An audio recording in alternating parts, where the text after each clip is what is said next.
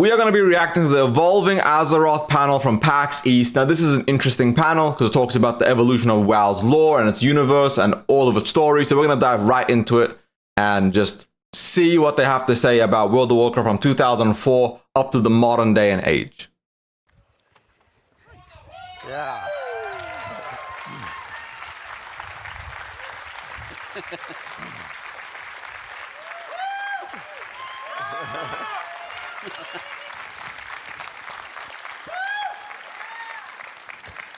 Hello, everyone.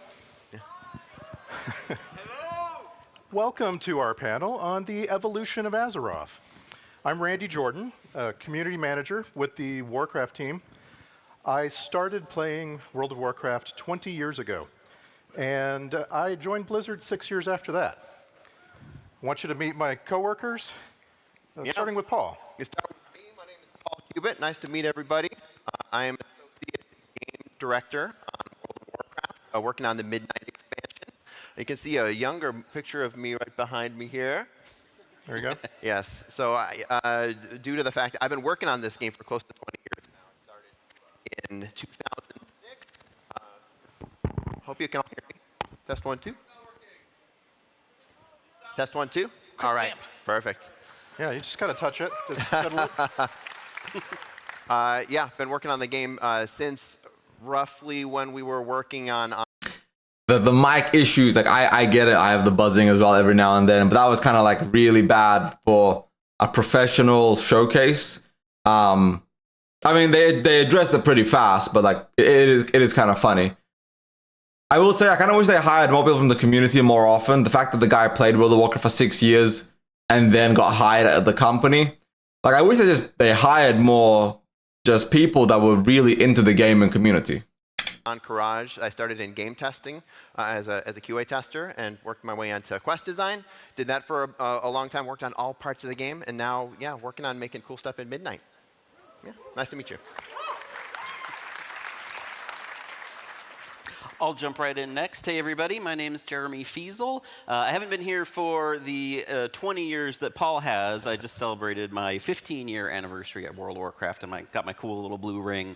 I had originally started as an encounter designer. One of the first things I made was the crazy boss fight Resort, which was modeled after a lot of fun SNES flying games. I have done many fun things since then. After that, I went on to my favorite thing, which was anything fuzzy and cute. I worked on battle pets for a really long time. I worked on hunter pets. I worked on mounts. I added a couple of secrets to the game, and nowadays I help head up the live services vertical on WoW. We add a lot of the stuff that's in the patches between the patches. The patches between the patches. Hi, Maria. Hi, how are you? I'm well. Great. Hi, I'm Maria Hamilton. I'm the Associate Design Director on WoW. I actually played early on in the beta, so I've played the whole time. I love the game. I've only been with the team for a little over 5 years. I just got my sword, in fact. So they do arm us at 5 years, which is nice. We get mugs earlier on for the, well, anyway. I started off on the quest team, and I made a variety of different quests. But one of my favorite things I made was It is interesting to see how many people from retail have been playing the game for 20, 15, 18, 19 years, and how many people that work at Blizzard have been there for such a long time. It kind of makes you wonder why the game went through its down periods, I guess, if so many people had been playing for so long and kind of should have seen the problems and issues. If you've been playing the game for that long, wouldn't you know what the community and the player base would want? Again, this is my thought process on it. I'm not going to blame any particular developer or like designer, but I wonder where a lot of the bad decisions came from if the people that were playing and designing the game had been playing for so long. Like, who was responsible for that? And don't just type Ian Hazacostas.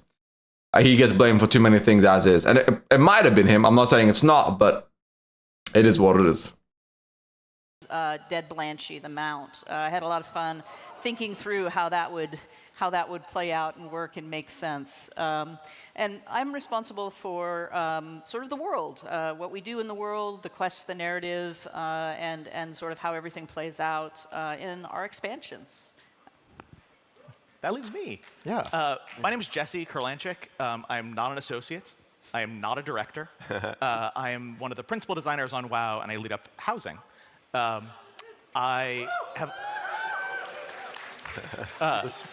I've only been on the WoW team for 3 years, but I played WoW longer than anybody up here since the. I should clarify, I wasn't saying like her or anybody here on this panel. I was just thinking about the fact that so much of WoW's design team and the gameplays have been playing for so long that we can see that they missed the mark with the community and some of the push, for example, BFA and Shadowlands. And I'm wondering what thought design process led to BFA and Shadowlands, is what I'm saying. Because Dragonflight and onwards has been really good. But we then had, for example, Warlords, which was a scrapped expansion. Then you had BFA and Shadowlands, which were like the downturns of World of Warcraft, the worst received expansions in a very, very long time. And now they're back with it. So I kind of wonder if marketing or people in charge of like sales or like executives came down and made them do decisions that were bad for monthly metrics, like, you know, MAUs, monthly active views and stuff like that. Whereas if you ask these people, they would have just made fun content for the sake of making fun content. I'm just guessing here. Like technical friends and family alpha. I used to be very, very hardcore.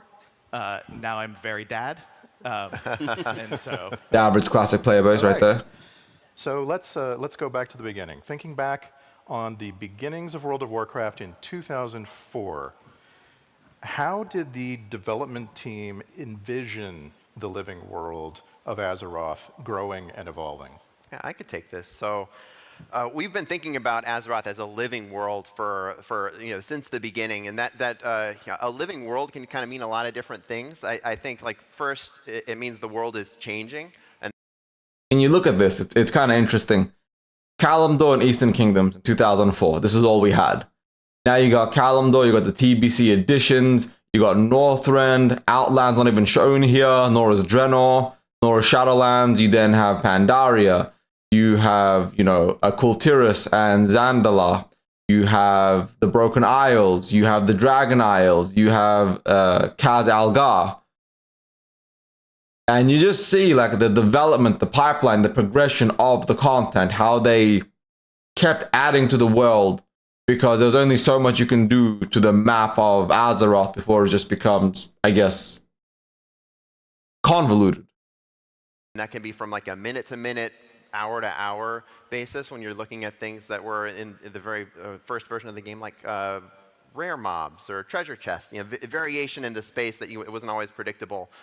Day to day, the mere existence of a day-night cycle sort of makes the world feel a little bit more alive when you log in Elwyn at nighttime, and it's darker than when you were in earlier that day. It feels alive. And then of course the game can vary from week to week, month to month, year to year, as we go through the seasons, and we have things like world events and holidays.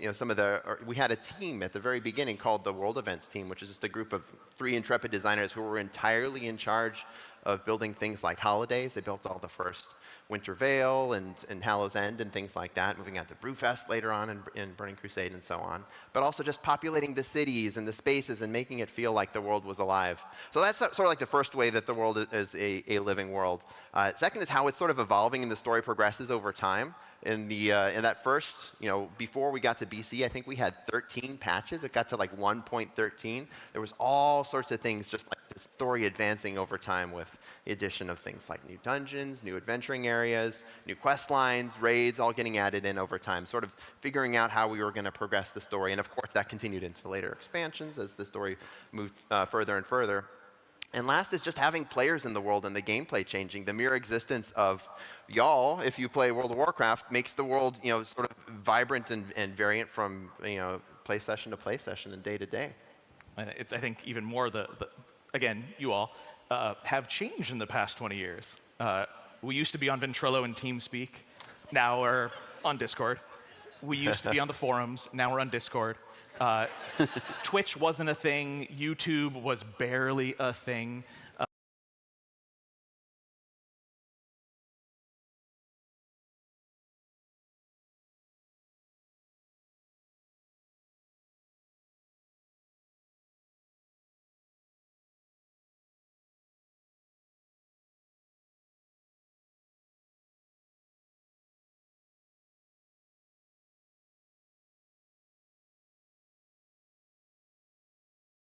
God dang it. I always do that. It is kind of interesting to see how the game world has evolved in terms of how we play and how we consume content and how we adhere to the world. Because what's kind of interesting is back in 2005 or 6 or 7, how many people here in chat were watching somebody on Twitch like me, or watching a YouTube video of the content, and then you look at the modern day and age, you're always in a video, you're always in a stream, you're always getting your content from somebody, you're getting your opinions from somebody, some formulated forum post, some Reddit post, some streamer, some content creator. Whereas back in 2006 or 7, your opinions came from whatever news article you read, or whatever your friend Jim Bob told you. And Jim Bob could tell you some completely inane or stupid shit, but you trusted Jim Bob, so you went with it. Whereas in today's day and age, the information is being flooded at you in an overwhelming manner, aggressively so that it quite literally makes it so that nobody's actually creating their own opinions. Everybody's just doing and saying what they're told. And I wonder if that's what kind of changed Classic the most was online media, social media. Because beforehand, you made your opinions yourself for the most part. You and your friend, you and your guild, you and your community. And now if somebody says something's bad, it catches onto the community. Now everybody's saying it's bad. Oh my God, this is bad, this is bad, this is terrible, this is bad. But is it really bad, or is it just community perception? And so the way people play WoW has changed pretty drastically over the past 20 years as well. You have all sorts of things that come along that are instigated by the players. So, for example, I like to think back on the Terran Mill versus South Shore battles that would take place over and over for months in some cases. And I always wonder, where was the development team's head at with that? Was that a surprise? Was it something that really gave the team a different look at how the game was going? I like to say that this was intentional, and it very well might have been early on that someone decided that the positioning of Terran Mill and South Shore, these two Horde and then Alliance places, were perfectly positioned for world PvP to occur. But I got to imagine this was mostly emergent, that players were sort of discovering that this was a fun place to fight in general, and they found other places in Stranglethorn Vale and elsewhere where you could just sort of have fun interactions with one another. And that sort of emergent gameplay are things that we play off of in later designs when we build versions of Terran Mill and South Shore to in Cataclysm and beyond to even further encourage things like that and to build future PvP. PvP is a space where we do a lot of ideation based on the way that we see people interacting and players interacting in the real world. Or not the real world, but the outdoor world. It feels like the real world sometimes. My memory of the Encourage event, for me, I kind of feel like I wonder if that's what's missing in modern Classic, because everybody's just rushing to the end game, trying to raid as fast as possible. Nobody really cares about the world and journey. And I wonder if that's because the concept of emergent gameplay was reliant on a fresh world, a fresh community, a fresh experience. And we don't have that right now. I feel like as the community, if I look at how they play, how they interact with the world and everything, when it comes to emergent gameplay, I don't remember emergent gameplay happening very often anymore in Season of Discovery or Anniversary. I feel like emergent gameplay as a concept has kind of died off in modern Classic because it's not efficient. And that kind of sucks to admit, I guess.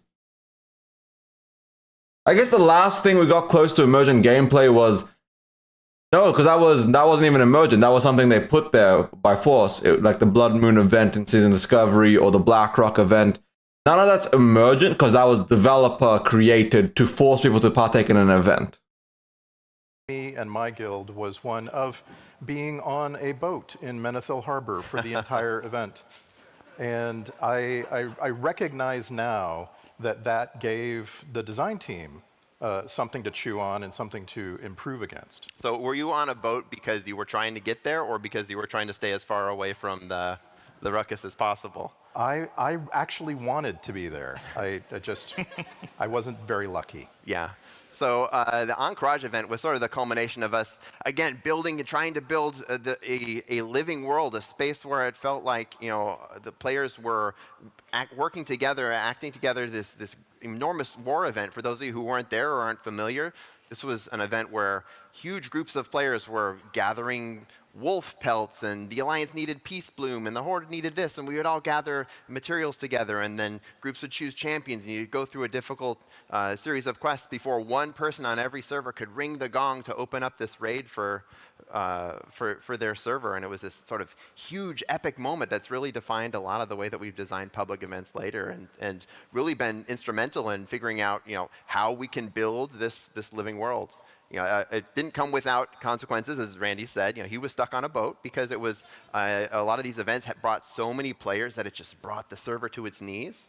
But I think we've learned lessons over then. I mean, we have since repeated this in WoW Cataclysm, in WoW Classic to greater success in terms of we were able to get more players in, and the servers were not brought to their knees quite, at least to the level that they were in the first iteration. And of course, we have tools like, well, just better server engineering in general and lessons we've learned, but also things like sharding to be able to make sure that when player populations do get to a point where there's so many people that you're not having a fun experience anymore, then we can split them out into two, and then everybody continues to have fun. What's interesting about sharding and layering, though, is it makes the game world more playable, but it removes that community element. But somebody in chat put it quite nicely, and that was, like it or not, the game is 20 years old, and the way we process information and gather information now is so much faster. We don't nibble or eat the content anymore. We devour it like locusts. And I feel like that's the problem with, I guess, I don't want to just say classic, modern gaming, is that when it comes down to it, there is no more drip feeding content and letting the player base create content. You gotta shove them the gullet full of content to the point that there's so much that they can't finish everything fast enough.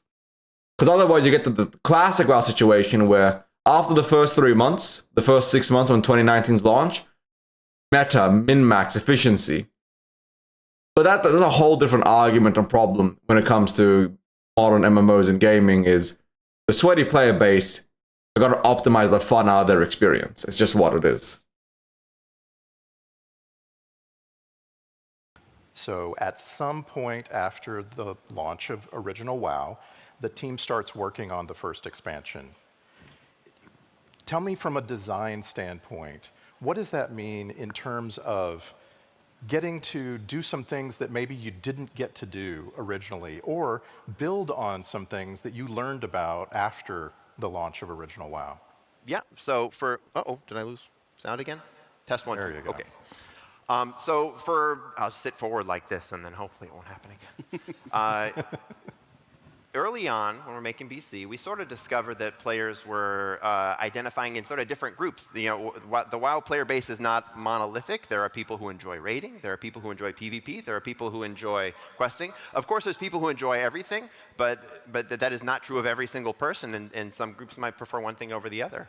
For those who like questing, like myself included, Dad Mode Jesse now included as well, you could run out of quests in Classic. It sort of, you could complete everything, and then if you wanted to do sort of solo gameplay at that point, well, you were sort of limited to like professions, gathering is something you could do, but there wasn't a whole lot repeatable. So Enter Daily Quest is sort of our first stab at building a questing game to satisfy that sort of player mindset who wants to just do questing, but you will never run out of. And so we started with the Ogres of Ogrila. We had the Arakoa of Skedis as these areas. The Ethereals are also in Blade's Edge Mountains. And built daily quests for them so that you could come back day after day and continue to play questing. This was also done in a way that we wanted to make sure that the world felt alive, it wasn't static, that at least we would rotate through different quests on a daily basis so you wouldn't know quite what to expect. As you climbed the ranks, not only would you have new quests available to you from those ogres of Ogre-La, but also they might refer to you a little bit more reverentially as you became revered and exalted and so on. We also started learning lessons at this point on what it meant to build repeatable content like this. One of my favorite stories, I was working at, you heard me mention, I worked in QA at the time, dealing with bugs. And we started to deal with new types of bugs that had to do with people running the same quest multiple times in a row. In Blade's Edge Mountains, some of you oldies like us might remember there was a quest where it was a bombing run quest, but it was sort of different than ones you do now, where you had to bomb a couple Legion cannons and things like that, and piles of munitions in the areas of Blade's Edge Mountains. And the cannons would fire back at you. The bug we found was that those areas would get really laggy on Sunday and Monday, and the first week we weren't sure exactly why. And then it happened again the next Sunday and Monday, and the reason why is because anytime one of those things shot a bullet at you, it would summon a little invisible creature. We call it a bunny up in the sky, and they weren't despawning. And so after so many people ran this quest, day after day, the sky would get full of bunnies, and there'd be 100,000 bunnies in there, and again, servers brought to their knees. We fixed that, but this was sort of the types of lessons we were learning as we were building a living world and building this new type of content, which didn't exist in Classic. We didn't have that type of bug. What's most interesting about dailies is it's one of the most hated things by the Classic player base now. This concept of the daily quest is bad, it's shitty, we should create our own questing, our own journey, our own playstyle. Yet, this might be a controversial statement, but the Classic player base finishes everything as fast as humanly possible, so they play the least amount of time possible. I don't know if anybody, I'm sure people have realized it or noticed it, but the average Classic player's ideal Classic experience is finishing your ranking cap, finishing your world buff collection, finishing this or that, so you can log off and not play that character again till next raid. And I don't get why they like it like that. Like, to me, that's not really great design. I'm not saying daily quests as it is great design either. I'm not saying daily quests are amazing or top tier.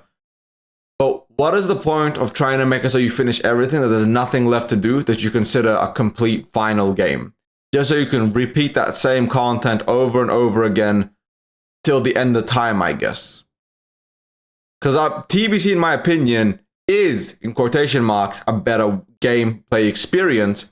The problem with TBC compared to Classic is TBC takes you out to Classic. It changes a lot, it tweaks a lot, and it takes you away from that Classic world and experience. Aside from that, I like Classic as a world better, but I like TBC as a game better, I guess would be my way of saying it. I got to be king of the ogres. Thank you very much. Thank you.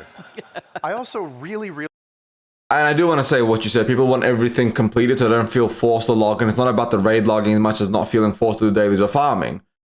But there's nothing wrong with optional dailies. If the dailies just give you a little bit of gold and they give you a little bit of rewards for a reputation that gives cosmetics, why is that bad? I feel like people look for reasons to be mad about dailies. TBC's dailies were far from being a terrible thing, but people seem to hate them. Oh my god, this is the beginning of bad dailies, beginning of the content design. And don't get me wrong, Wrath, Cataclysm, Mr. Pandaria, the further along you went, the worse dailies became. But dailies as a concept aren't a bad thing. Dailies as a concept, dailies as a system is actually good when done right, when done in an optional for fun manner. So you give people content to do and farm for. really enjoyed the Netherwing Ledge more than just having the boomerang and beating on peons. There was such a sense of reaching a goal, and that goal was a flying mount. And of course, flying was the big step at this point in WoW. The big step forward for gameplay was being able to get on your mount and fly. Did you fly, Jesse? Absolutely. I was the first person on my server to fly. You were the first Because flyer. again, hardcore as a child. Right on. In my 20s. No, I think flying, as a player back then, was groundbreaking. There was not the norm that you could fly in an RPG, that you could fly over places that you had previously only seen from the ground. I don't envy the artists and world builders who had to go in and make it so that things had textures on their tops. That's right. We didn't used to build the tops of buildings until you could fly. Or the content designers who had to now fill in space with the expectation that players are just going to, I'm just going to leapfrog that. I have no interest. But it was fantastic. I think as a player, seeing the world from that view really gave me this like sense of awe and inspiration, and wanted to explore over and over and over again. Right on. This is a curiosity thing. The classic player base absolutely hates flying. They think it's terrible. Yet the vanilla player base back in the day loved flying and thought it was amazing in TBC. It added so much to the world and the content and the cycle, and this is great and top tier. I wonder if people hate flying because they hate the idea that flying will eventually lead to cataclysm onwards, or if they hate flying because flying is genuinely bad for the world. Because the argument for flying is it makes the world empty and not as populated or is not as like fun. But then people buy summon bots everywhere. People don't really try to get places slowly or just go here with like the flight master. If they can buy a summon, they'll buy a summon. If they can get a summon from friends, they'll get a summon from friends. The concept of exploring and enjoying the world seems to be this weird amalgamation that I think it's just a nostalgia thing, where they used to evolve, they used to enjoy and thrive in the open world and used to thrive in the content cycle because it was important. And now in the modern day, I feel like they're clinging to that nostalgia more than an actual reason to hate flying, I guess would be. I'm not saying Classic needs flying, absolutely not. But I don't see anybody actively running anywhere in the world. Everybody is flying as fast as possible or summoning as fast as possible and then skipping as much of the world as they can. So, going into Wrath of the Lich King, we now have a sense that this game receives expansions.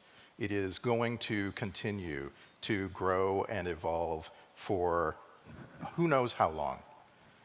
Tell us a little bit about what it was like finding new things to implement to the game and realizing how new technologies would allow us to do more in WoW.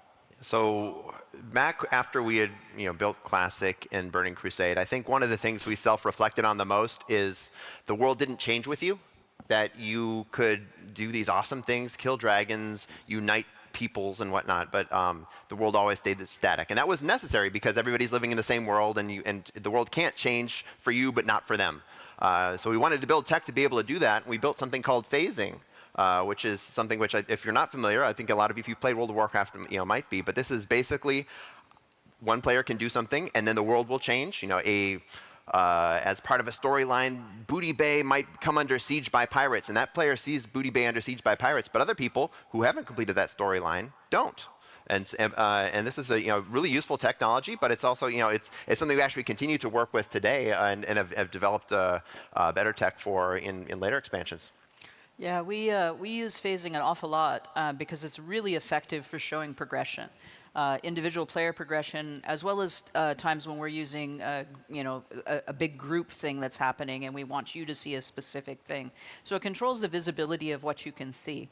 But it has some issues with it also that we have to consider when we're designing, because, unfortunately, you might not see your friend. And so you said, hey, I'll meet you at the such and such place, and then your friend, you don't see them.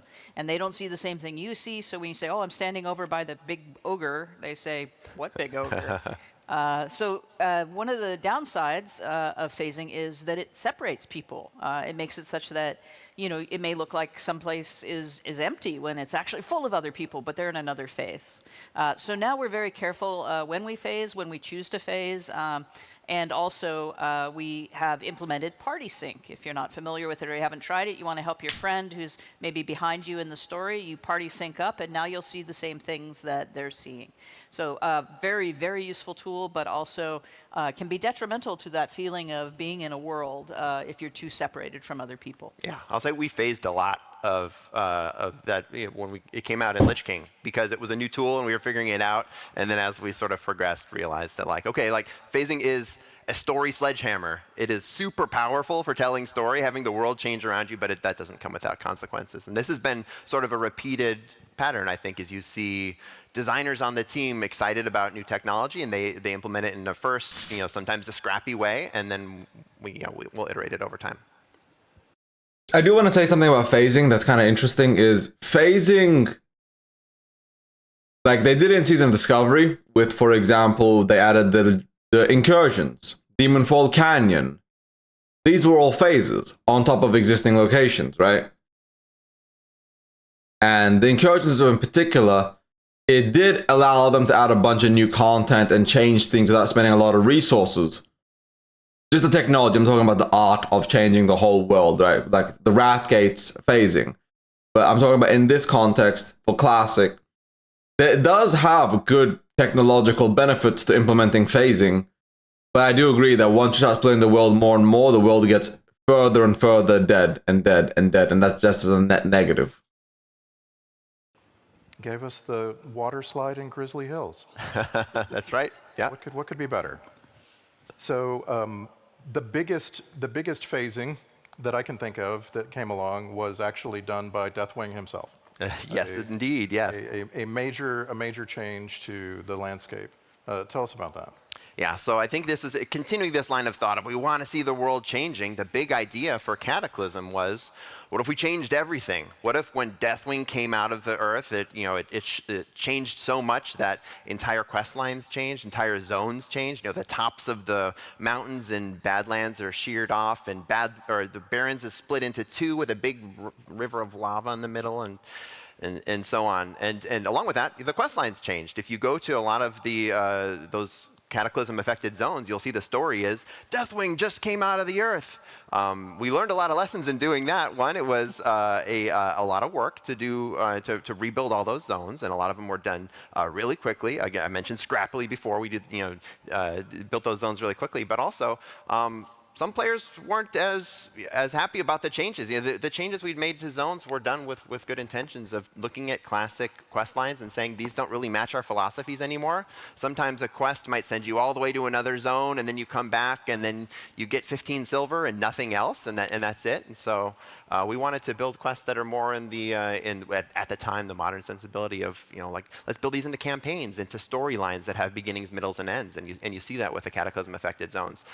For players who were disappointed by that and saw that, like, well, I kind of can't go back to before. I can't play the Classic as I remember. I think this was one of those instigating moments which ended up having us make WoW Classic. So you can go back and you can play WoW Classic in the way that you remember it.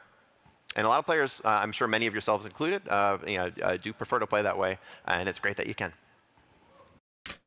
This is a hot take, but Cataclysm kinda needed to happen. The way they did it wasn't perfect. I'm not gonna sit here and say Cataclysm was amazing, but people were begging for old world changes, and the devs delivered just not how people wanted them.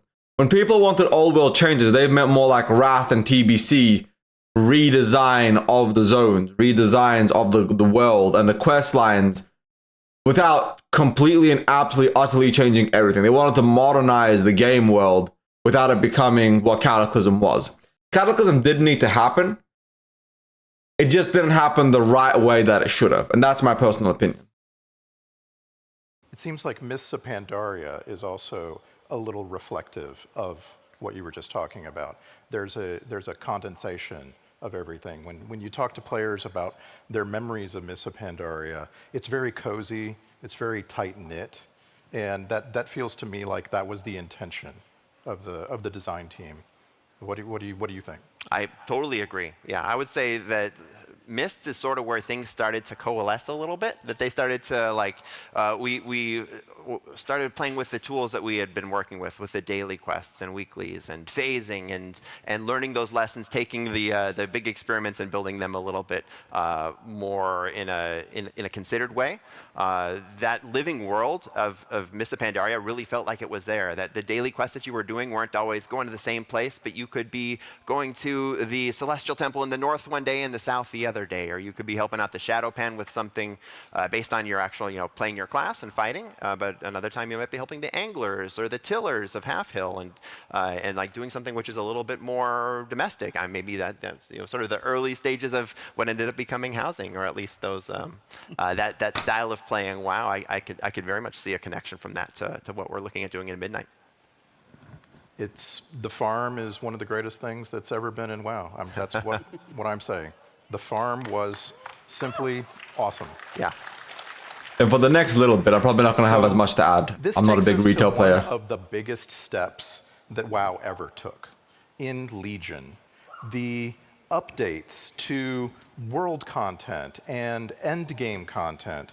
With these things, new life was breathed into this world. What was the development approach going into Legion?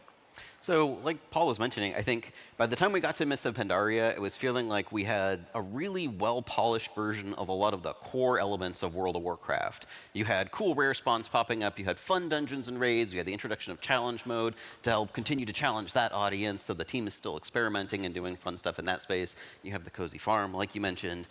We have also gone back to, as we developed future expansions, the original design documents for the reputations of Mists of Pandaria.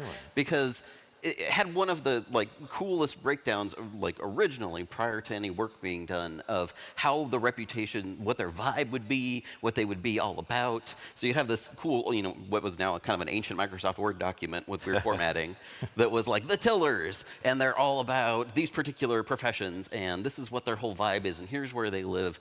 And when we went back in future expansions like Dragonflight, that was one of the things we looked back on, was that document when we were designing Renown. So if you consider MOP kind of the end of Era 1, where a lot of that core WoW stuff is feeling pretty good and pretty polished, the next step for us was look across the whole world and see what other new potential areas do we have to explore. What other experiments can we do? One of those areas was, like you mentioned, was world quests. We wanted to get out of that space of... I do want to pause right there for a second. I want to talk about Legion. And Legion is in my top 3 expansions. For me, it goes TBC, Vanilla, well, Classic 2019, and Legion. Because I didn't play in Vanilla, right? I wasn't a Vanilla player. I was too young for that. And Legion, despite being a modern game, the modern version, it's retail, very retail. Legion is one of the best versions of World of Warcraft to ever, and I'm saying this outright, ever fucking exist. They have never even got close to replicating Legion's success again since Legion happened. And I don't know why some classic players like to LARP and say Legion was terrible, Legion is this, Legion is that. If you say Legion is a bad game, you can say Legion is not for you. I will respect that. But if anybody has the audacity to say that Legion is a bad expansion, your opinion is invalid on everything. It can be not for you. There can be bad parts of Legion, like the artifact grind and this and that. But Legion is fundamentally one of the best expansions they've ever made. Straight up right there. Everything is on specific timers and has specific rewards, and it's always the same, because that was starting to feel like, hey, it's always feeling daily, it's always feeling weekly, it's starting to feel a little bit like a chore. What if instead the world itself started to populate a lot of Lance. content? Hey, man. And not only that, but then the reputation and the rewards would be slightly different on a weekly basis. And let's get out of the space of things happening every day and instead have things happen every 4 hours and 6 hours and 3.5 days, and really kind of mess with expectations in a way that made the world really feel significantly more alive.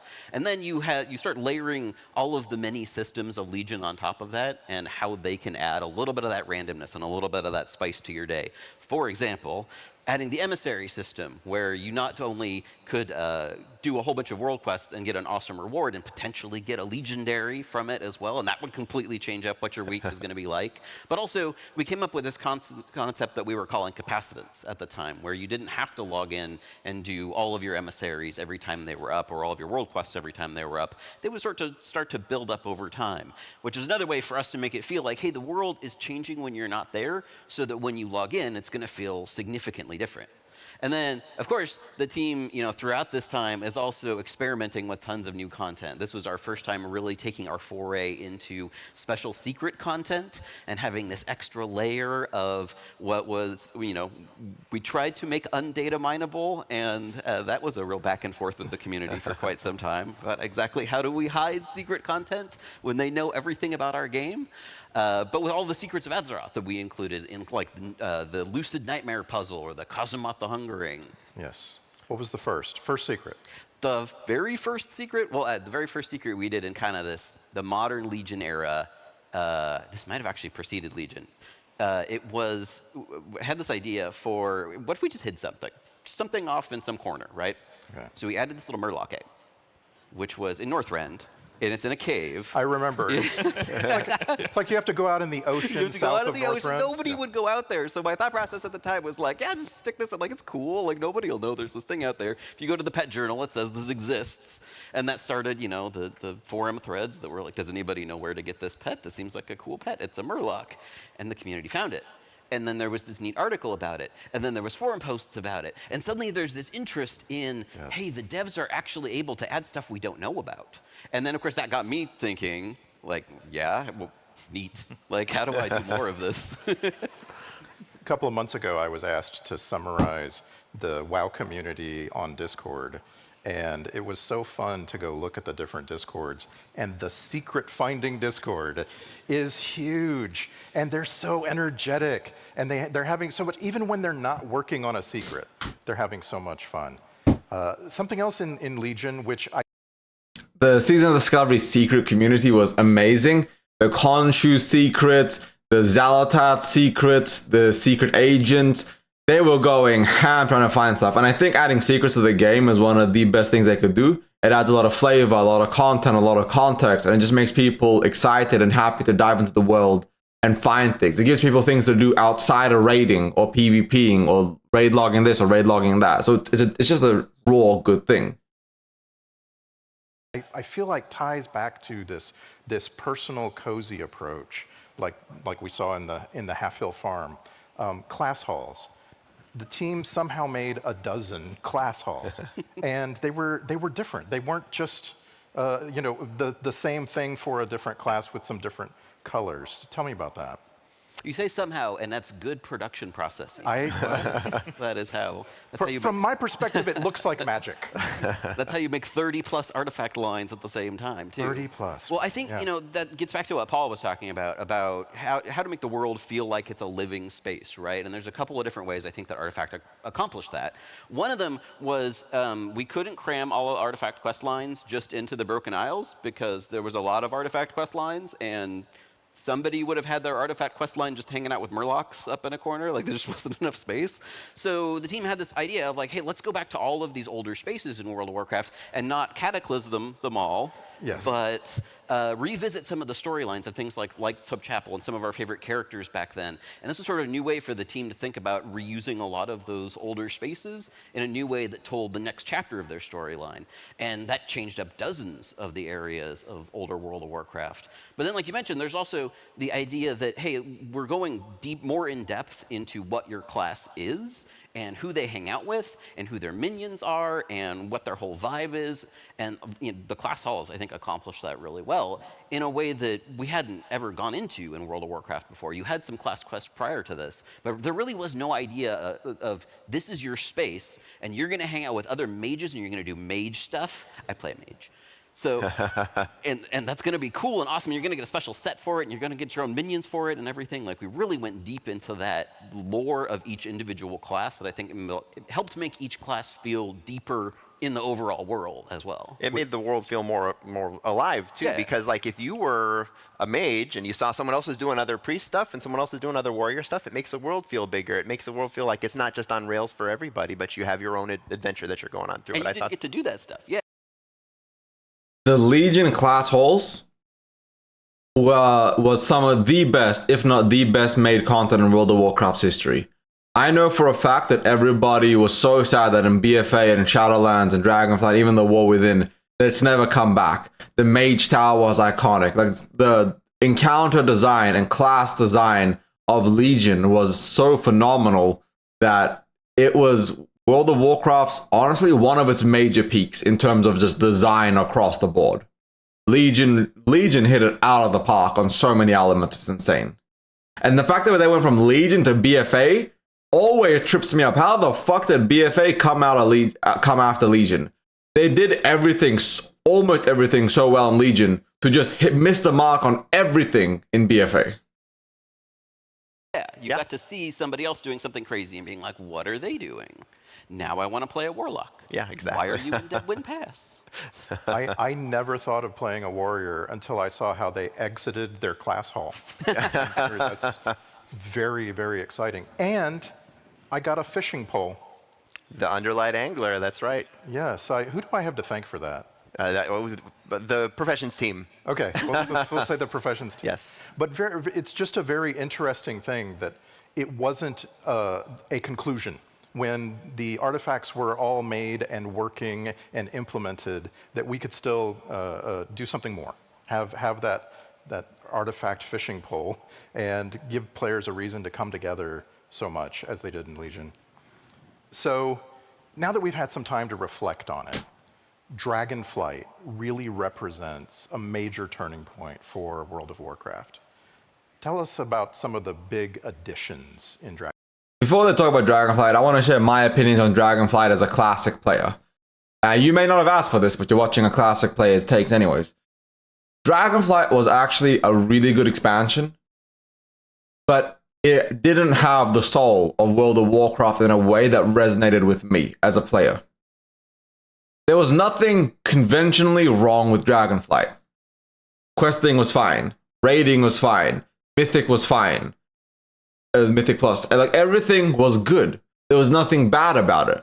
But after BFA and Shadowlands, Dragonflight just didn't make me click. It did nothing for me. I logged into Dragonflight, I played Dragonflight, and I told myself, this is cool.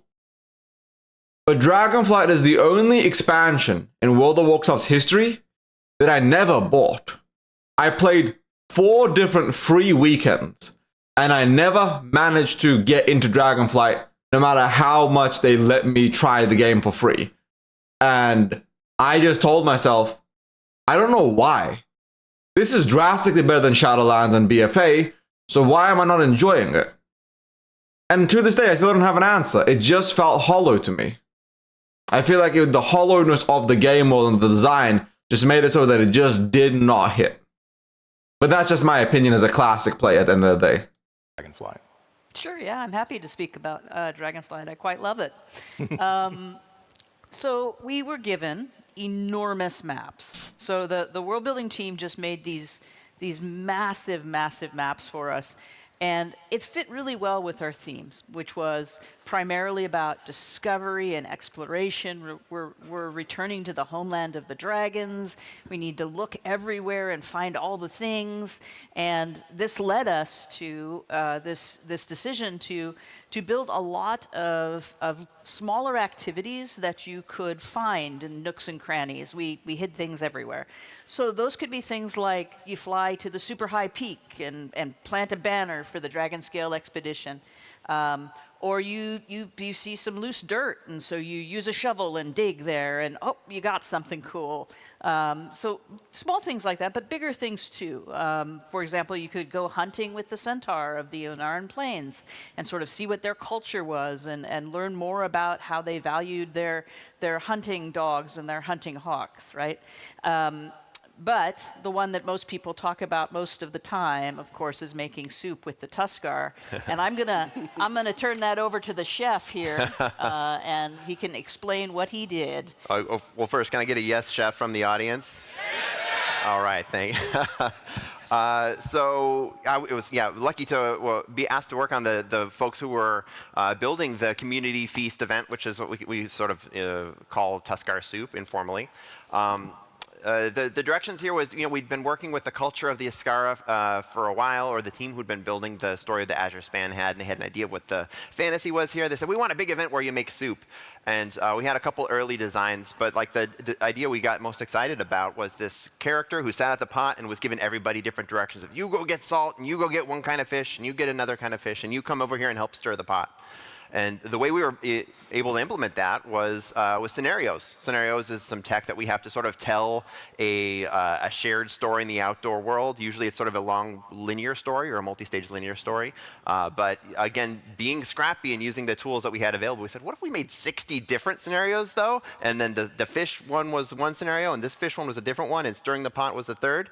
And then some scripts behind the scene were saying, okay, make sure we don't give two people the same one and mix it around. And it worked, and it was fun. It was a different sort of way of playing. It was a little bit hectic, and players were encouraged to have big groups because the bigger group that you had, the better the soup was, the closer it got to getting to legendary quality. Of course, that also came with like a couple early bugs we worked out early on, but that sort of proof of concept was something we built later on into scenarios where we can make multi-step scenarios, which is one single scenario which can have different people on different steps, and that's tech that we used for later iterations of the same style of gameplay, like you see in Time Rifts or in the theater troupe that's currently going on in Isla Dorn right now. Yeah, I went and got my supervisor title right away. That was really important to me that I had supervisor. Yeah. Yeah. Well, also, with these giant maps, it seemed important to us that we do some stuff with flying. So we brought about the dynamic flight, then called dragon riding, now called sky riding. And this gave us the ability to add momentum and moment-to-moment gameplay to traversing our world, which was quite large. And so that extra speed was very useful, very helpful to players as they were exploring the nooks and crannies and trying to find the cool secrets that were hidden. And there were some things to learn there too, of course. Some players, turns out, get sick if they have to deal with momentum. The motion sickness was problematic for... Dragonflight and dragon flying is hands down one of the best additions of modern retail. This might get me hate and flack from the classic community. I don't want it in classic. I don't want flying in classic plus at all, don't get me wrong. But I think dragon flying is actually really good. I think dragon flying looks cool. I don't think it's bad at all. I understand it's not for everybody, but it felt smooth. It felt nice. It felt enjoyable to just play and fly around the world. It's definitely not a classic feature, and I get why a lot of classic players dislike it. But it made sense for retail, if that makes sense. And I'm not a retail player, so if you're a retail player, just let me know in the comments if you hate it, if you think it's bad. But I thought it was really cool and smooth and enjoyable as a casual player, because in retail, I am very, very casual. I do not play retail whatsoever. I haven't done a Mythic 15 in a very long time. I am so out of touch with retail that I'm talking from the very casual perspective. A number of our players, so we looked at accessibility options. We're trying really hard to look at accessibility and make sure that all the players can play. So our first effort was, of course, you could ride along with a friend. You could just be a cute little hatchling and you would fly along with your friend. You didn't even have to look. And that way there was none of that going on, right? Also in questing, we had quests where we needed you to maneuver in particular ways that might make you ill, and so we had alternate versions where you could say, you know what, why don't you do the flying for me, and I'm just gonna, step away for a minute or something. So we were looking at that as well. But this ability to build quests with this flight method in mind meant that we could end objectives way up high, and then you would have this amazing swoop as you went to the next objective. It meant that we knew that you wouldn't necessarily, battle things in between, so we had to make sure that when you arrived at your next destination, there was something cool to do there. You weren't essentially skipping the content. But it also let us make new kinds of quests, quests where you could do the races and go on a crazy race through the sky and try to beat the timer, and we could do ones where you banged into things, and we could move it into dungeons. We could use it in raids. So it was a new opportunity for us, a new type of quest, in addition to just being really fun. And since you talked about flying before, why don't you tell me about how it felt now? I'd love to tell you how I feel about flying. No, I think it per the panel, evolved your relationship to the world in a very unexpected way. Jumping off Valdrakken and soaring down the side of a cliff, hitting the river, and then just skimming off of it, going through the canyons. was really invigorating. But at the same time, it was very, very peaceful. I was like in the world, the wind is going by my hair, and I got to appreciate, once again, a different view of Azeroth. Being able to feel that way about a game, I think is really why we play and make games. Get emotional as I talk about it. No, I think it was a fantastic addition. I want to throw in, this sort of changed the way that I play zones now as well. Before, I'm a quester. I love playing through the questing story, but now that we have those skywriting glyphs, anytime I get to a new zone, I got to imagine I'm not the only one. The first thing I do is I got to go explore this whole place and see if I can find all these things, and then I'll go to the story afterwards. But it sort of changes your relationship with the world. How did skywriting affect secret building? Well, secret building has always been about the best way to hide things in plain sight. So it certainly made it faster for the community to get from point A to point B around the world. But many secrets are 5 or 6 layers deeper than just getting between point A and point B right now. That was the original design with some of those original Chronicle secrets, though, was the idea that, hey, it would be difficult for the community to find these things that are hidden in 6 spots around 20 years of game world. When you have a community that large looking for secrets, it is not difficult. Sure, but did you ever get the sense that a secret was a little too secret? I think if there was one that was a little bit too hard, it was probably the Jennifer secret, because the mental leap you had to take between what was shown in-game and the puzzle in the head of the designer was enough to keep them busy for 11 months. 11 months? 11 months. I don't remember it being that long. Wow. So less than a year. Yeah, They made That's it. pretty good. that's great. So I want to talk a little bit about roadmaps, because as both a player and part of a communications team, roadmaps really help me. They speak to me. From a design perspective, what do roadmaps allow us to do? This is the time frame when we're starting to be able to really predict for the players what's coming over the next year. Roadmaps are hands down one of the best things they've ever done. The roadmaps are so good, so helpful, so enjoyable that roadmaps that the retail player base gets, I am absolutely and utterly jealous of. The retail player base makes me jealous with the roadmaps that they're able to get their hands on. And I'm saying this as a classic player. When I look at the retail roadmap, all I sit there and think to myself is, damn, I'm jealous. Imagine if Sod had that. Imagine if Cataclysm had a full-on roadmap, but we knew what we were getting, Mist of Pandaria, the timelines, the rough seasons, what we're getting in each patch. Imagine if we knew that Warlords was coming. Imagine we knew TBC Anniversary Phase Cadence. The roadmaps just make me jealous. And I want Classic Plus to have a roadmap at the same detail as what we see on screen right now. The retail roadmap is beyond gorgeous. And I'm not even going to sugarcoat. I'm not going to lie. I'm jealous. I am just jealous of what the retail player base has. And maybe someday we will get that kind of roadmap that the retail players get access to for the classic player base. And I'll have access to a Classic Plus roadmap as detailed as that Dragonflight roadmap right there.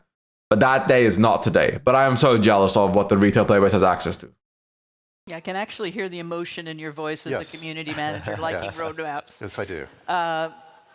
Well, of course, we committed to a cadence, and we committed to specific things happening in those cadence, at that cadence, sorry.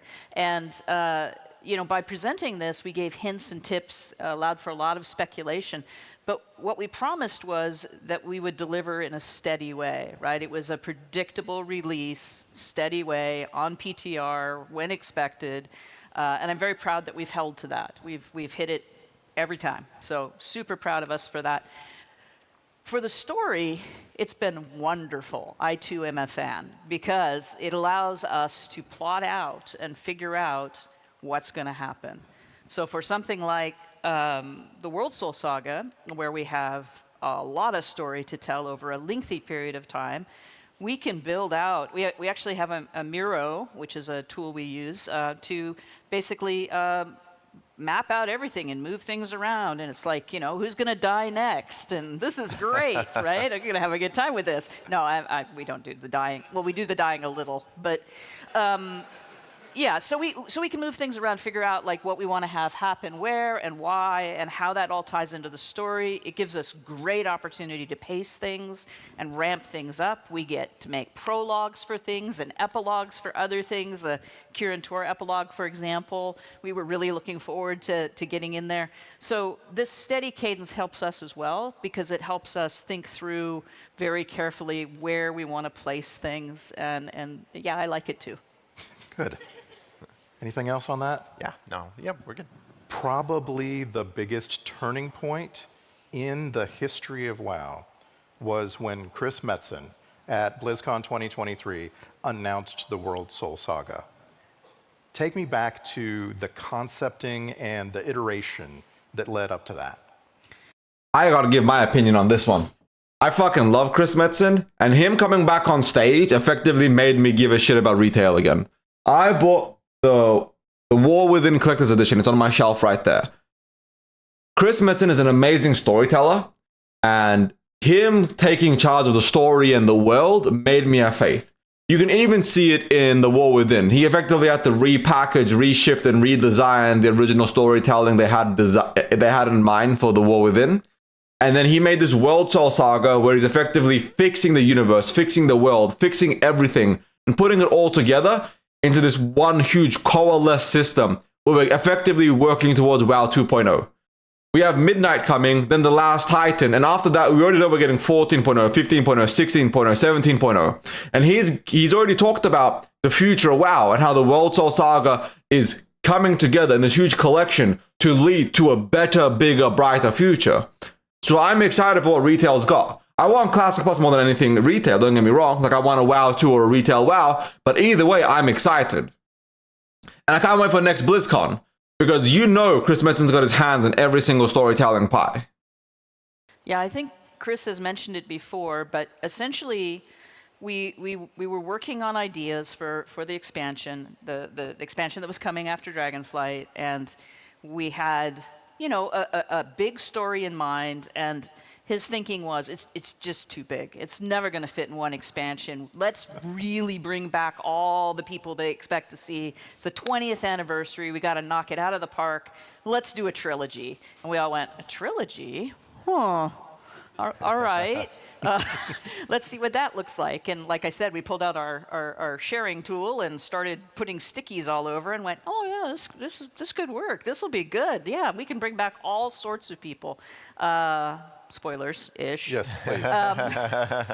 And we can really build this up into something to celebrate. This bringing the final sort of like what happens with all of these people's threads and what's going on, and just really, doing the 20 years justice. So it was initially a little bit like, ooh, that sounds like a lot. But then, yeah, I mean, we're working on all three of them simultaneously. We have teams working on all of them. And I just played through second passes of the campaign for Midnight, so we're doing great, which is cool. So a ways to go yet, I'm afraid, but still a long way to go. Yeah, one of the cool things about working in a trilogy like this, though, is typically we've told encapsulated stories within the scope of an expansion, which is a number 0.0, number 0.1, number 0.2, and this sort of has a beginning, middle, and end. This has a lot more. There's a lot more places where you can put story, and it means we get to go to a lot more interesting places. We get to go to unexpected places. The very first diversion off of the Isle of Dorn and it's Khaz-Algar, et cetera, was to go to Undermine, and it's exciting to think about where we're going to go next as the story's kind of dealing around the Void and the World Soul and everything continues to unfold.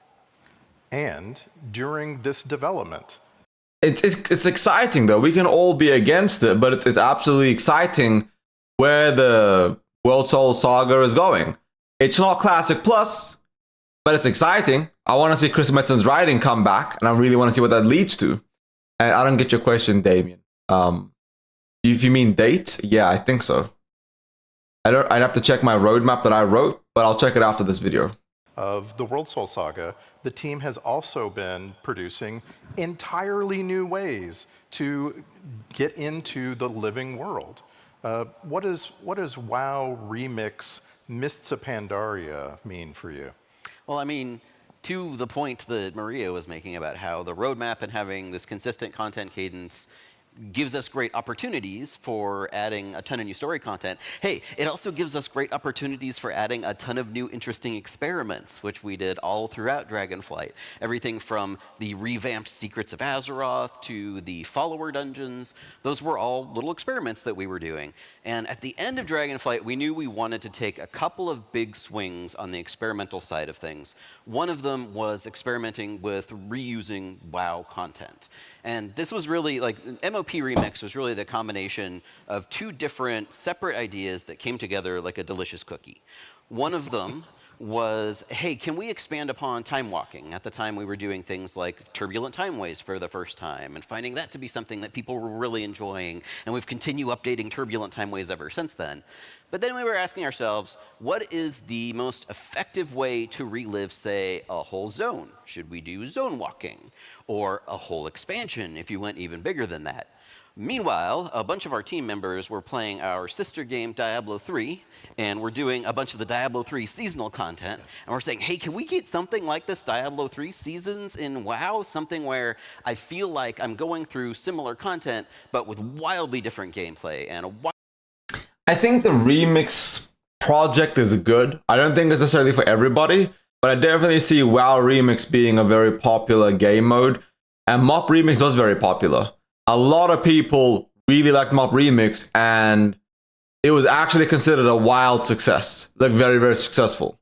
Hence why we're getting the Legion Remix. And like, don't get me wrong, I'm not very excited for MOP Classic. I'm gonna be real with everybody. I'm probably going to skip MOP Remix for the most part. I might raid a little bit here or there with Kago, but with MOP Classic, I'm gonna skip a lot of it. But I'm excited for Legion Remix. And I think the reason I'm not excited for MOP Classic is I just did MOP Remix, and as fun as it was, I don't want to go back to MOP again. Maybe that's just me, though. I could be like off base here. Wildly different leveling scheme, and I'm really enjoying leveling up my character in this newest season.